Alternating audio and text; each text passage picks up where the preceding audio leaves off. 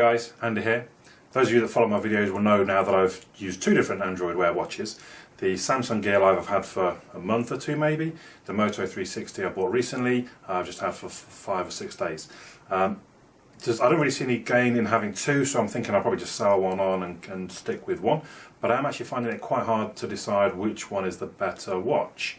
So I'm going to talk through with you some of my thoughts on things like design, performance, the screen, battery and charging, and then of course the price of the devices, to maybe see if I can help myself make a decision, but it might also make you guys, or help you guys make a decision if you're thinking which one do you want to pick up.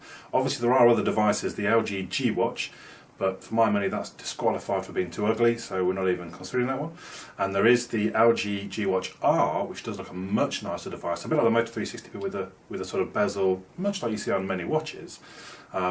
That should be out in the coming month or two. Is likely to be the most expensive of all the Android Wear watches. Rumour has it could be sort of 230, 250. It might not be. Anyway, so let's see how the watches compare. So first of all, design and comfort. I originally chose the Gear Live over the LG G Watch because of its design. It seemed a much nicer. The G Watch I thought very big and blocky, a bit like the Pebble. Really, I thought quite an ugly device. My apologies if you have one and you love it, that's fine. You know, everyone has their own opinion. But to me it wasn't very nice. Whereas the Gear Live looked quite a stylish, futuristic almost watch. I'm not a big fan of how they do their... I mean, it's very easy to put on, wrap it around your wrist and just push, but at the same time, sometimes you're there pushing and it's in between two holes and you're trying to wriggle and jiggle and get it in the right place. And I think once I have had it where it's caught on something and it's come away. Having said that, it is sturdy when it's on there. It's not easily, you know, I can... If I try to think, maybe I didn't knock this one off. It might have been my previous, the Gear Fit that did that.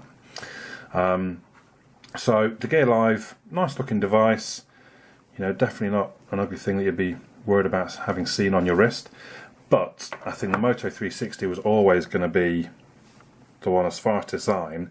Now, I think it's actually a thicker device, but you wouldn't particularly tell from looking at them side by side. But the round watch face, the basically no bezel apart from the flat tire effect at the bottom. And even with the flat tire effect, I think it's still a better looking device. There's some really nice looking watch faces for it. Oh, not that one, that's a square one. Just some fantastic looking watch faces basically that I think give it the edge when it comes to design. And also the leather strap, I mean, that's a lovely soft leather feel inside there. It's got your regular wristwatch buckle. I think relatively easy or relatively clearly the 360 wins in the design and comfort area. If we move on to performance, I've never noticed any lag at all when I've been using the Gear Live. It's been a very smooth, very fast watch. Couple of times I've noticed some with the 360. I think it has got an older processor, which may be linked into why.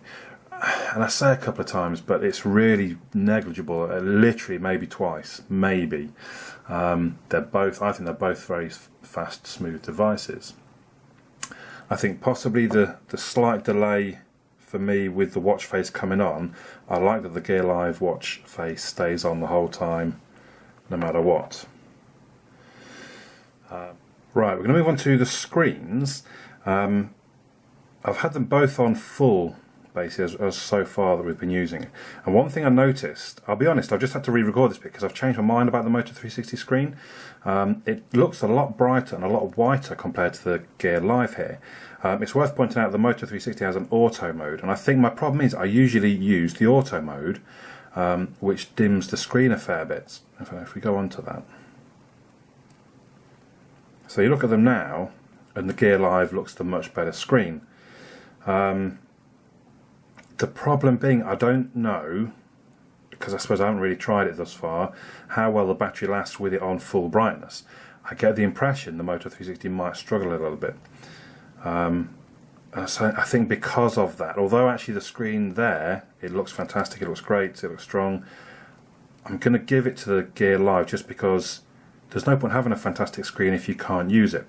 Now that might be a bit unfair, because maybe you can use it and you just charge more regularly, or maybe it would get me through the whole day.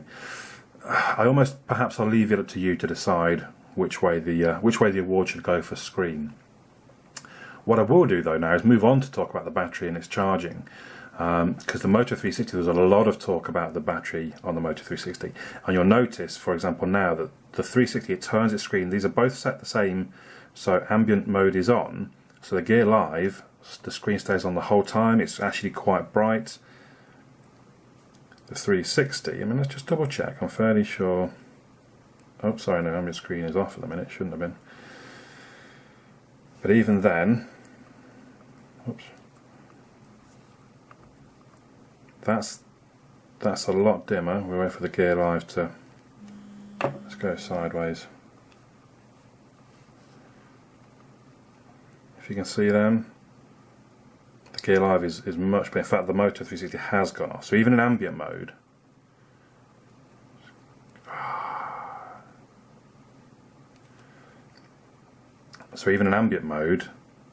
the Gear Live is much better.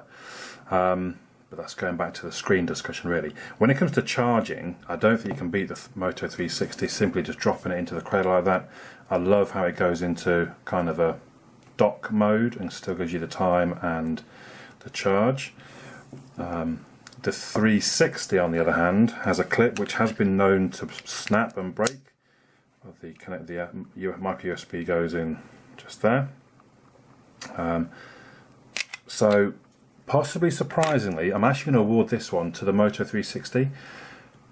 I'm not sure the battery is as good, but the charging is so simple and so easy. There's almost no way I'm not charging overnight, because this is now my bedside table kind of clock. I just pop it in and leave it there overnight. Where the 360, there have been a couple of times I've gone to bed and I'll sort of, just before I'm about to fall asleep, I think, oh, I didn't plug it in to charge. So actually, I'm probably more likely to have a flat battery on the Gear Live than I am on the 360. Maybe a little bit odd way for me to decide that the battery award goes to the Moto 360, but you know, if you disagree, that's fine. I'm just trying to give you the information. The Gear Live does have a bigger battery. It's 400 milliamp hours against a 310, I think, or 320. So it would be, you know, you could argue it should be the Gear Live, but because of the charging, the ease of charging, I will give the battery and the charging to the Moto 360. The final thing being then the price. The Gear Live being $169, the Moto 360 being $199, we have to give that to the Gear Live.